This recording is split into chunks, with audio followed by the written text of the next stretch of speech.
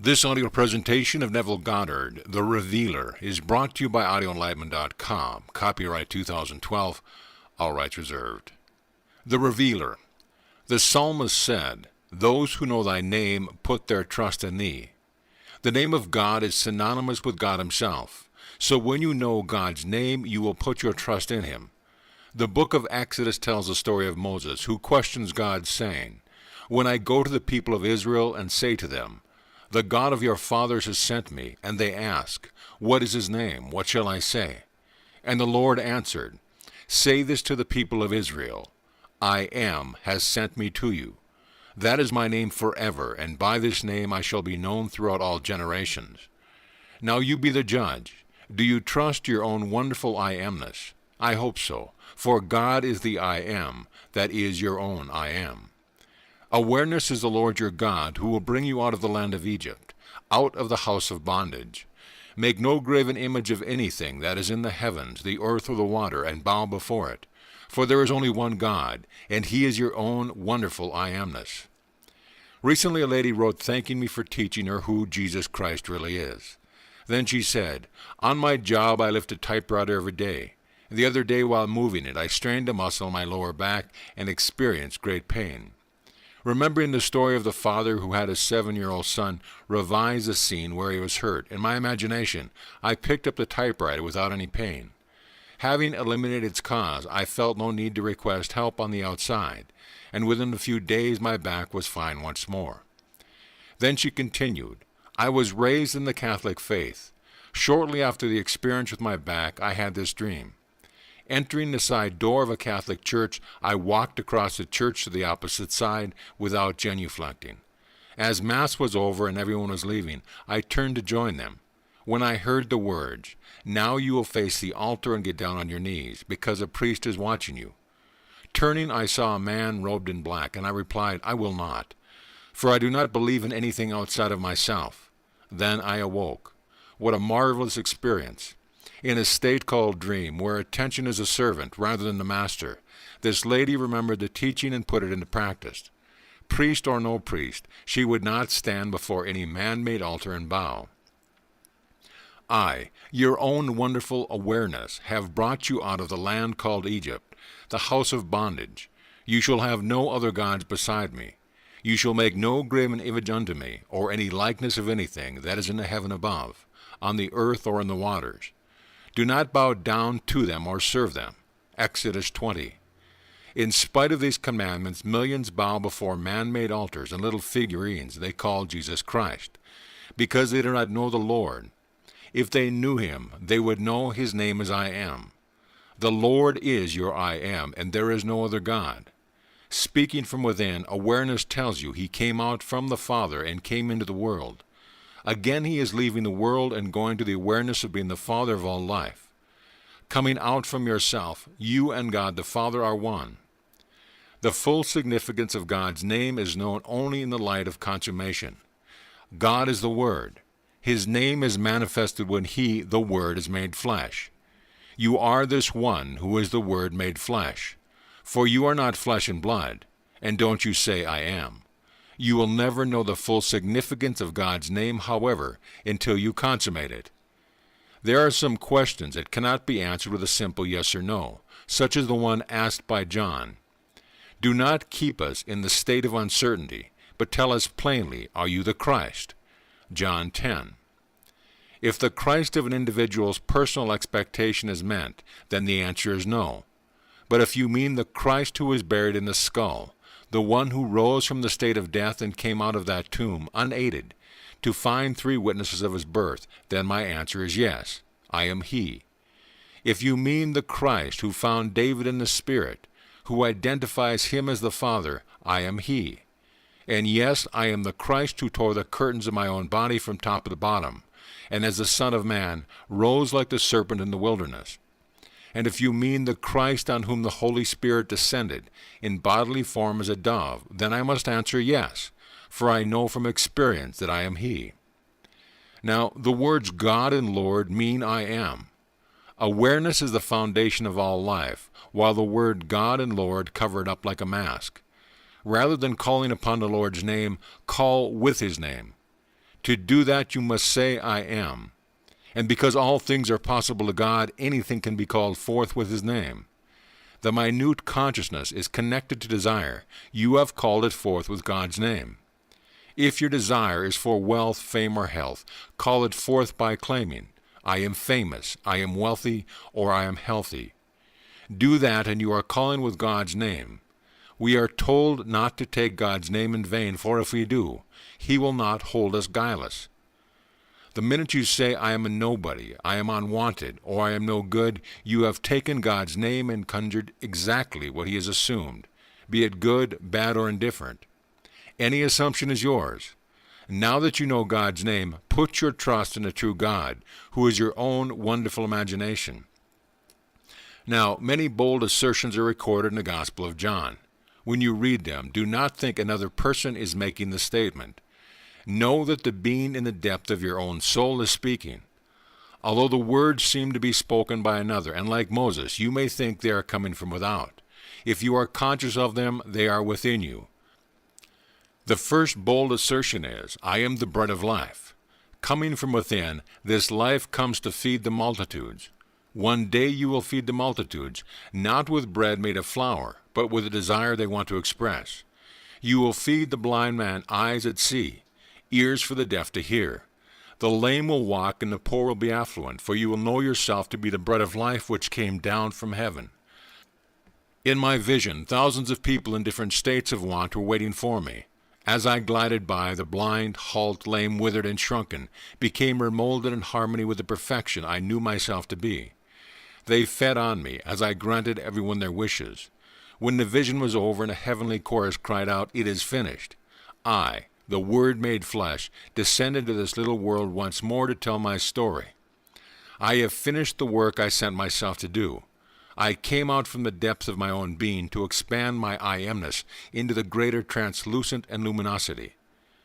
Everyone came out from self, destined to discover the self to be God the Father. You have always been the Father, but coming out from that I amness, you think you are another. Turn around and think only of yourself, for you are imagination, asleep, dreaming your dream of life. You are God the Father. One day God's Son will reveal you to yourself. He will not appear as Jesus Christ, for Jesus is I am, and Christ is his creative power. It is David who will appear and set you free, for when you see David, you will know who you are. Now the second bold assertion is, I am the light of the world. This light is consciousness. One night I felt myself sink into infinite pulsing golden liquid light, of which there was no circumference. I was its center and knew myself to be the infinite light of the world.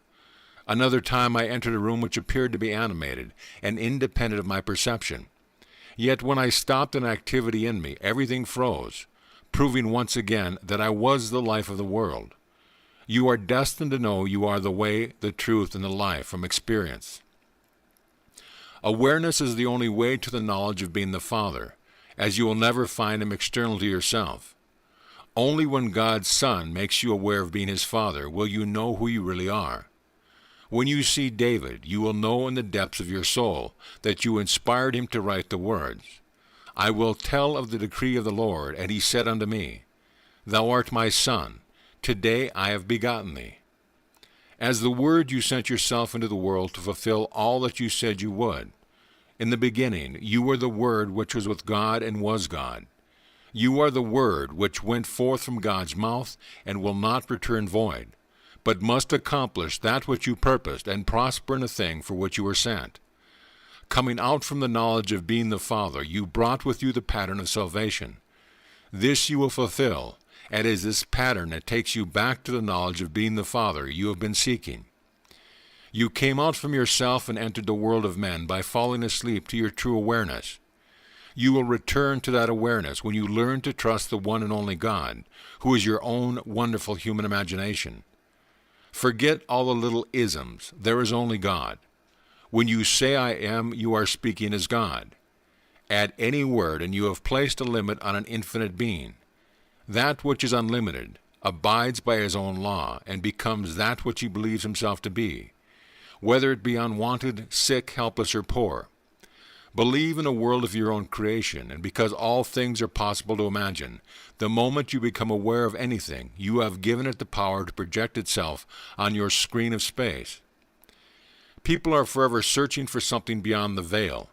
Men who are considered high in the Christian church use mediums for such a person. One such man, a bishop of the Episcopal Church, requested a medium to ask his son if he had seen Jesus.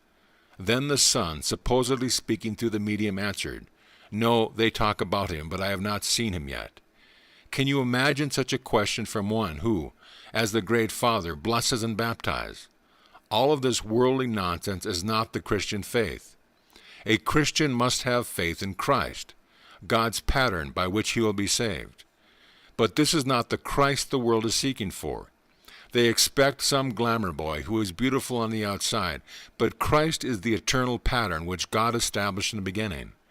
Knowing he would fulfill his word, he came into the world, becoming flesh, and when the pattern unfolds within him, Christ has returned to the being he was before the world was. If you really believe in your I amness, you must test yourself by daring to assume you are now the being you desire to be. Walk as though you were. And if this is a true doctrine, your desire will externalize itself on the screen of space. Test yourself every day, and then one day you will experience everything described in the gospel as happening to one called Jesus Christ. Everyone says, "I am." We are all the same God. There can't be a billion little I ams running around. There is only God whose name is I am. When you say I am, it isn't we are, is it? Of course not. It's one I am. Here is a universally diffused individuality fulfilling what it intended to do, which is to gather itself once more into the same one body, to know itself to be the one Lord, one Spirit, one God and Father of us all. Regardless of what part you play, you return to a unit of being, where no one is greater than the other, for there is only God. As I look into the world, I know that everything I see is myself pushed out, and everyone is going to fulfill the story of Jesus Christ in detail. It's a definite pattern. If you do not fulfill the pattern as described in Scripture, but have a similar experience, it is a foreshadowing that the pattern is coming. Then wait, for you are predestined to fulfill Scripture in detail. It takes 1,260 days from your awakening in the skull called Golgotha to the descent of the Holy Spirit in the bodily form of a dove. Then you become a witness until you depart this world and enter the celestial sphere where all the fathers have returned to form the one Father. So be encouraged. You are a divine infinite being. In the world of Caesar, you may seem to be a little man or woman struggling to pay rent and make ends meet. Yet you own the world because it is housed within you, and it is all yours. Start now to put your imagination to the test. Jesus Christ is in you, and you will not fail if you call your desire forth with God's name. Sleep in the assumption that you already are the person you desire to be, and firmly expect the evidence to appear in your world. The last bold statement in the book of John is, "I am the true vine." If God's name is I am, and it is synonymous with God himself, then I, the vine, will grow and produce the fruit I am aware of. If you dare to remain conscious of any state, it must appear. Claim for yourself that which you would like to experience. Then put your hope fully upon the grace that is coming to you at the unveiling of Christ within you. When the first act takes place, count the days, and you will discover the last act will appear exactly 1,260 days later. After that, you will linger to tell your story to those who will listen. Not everyone will, for they are interested only in the things of this world. Show them how to get their things until they hunger for the promise. Then Christ will unveil himself in them, and they will discover they are God the Father. Yes, I am the way, the truth, the life, and the vine. But when I come to the end, I am the Father. So many lovely things are taking place in those who come here.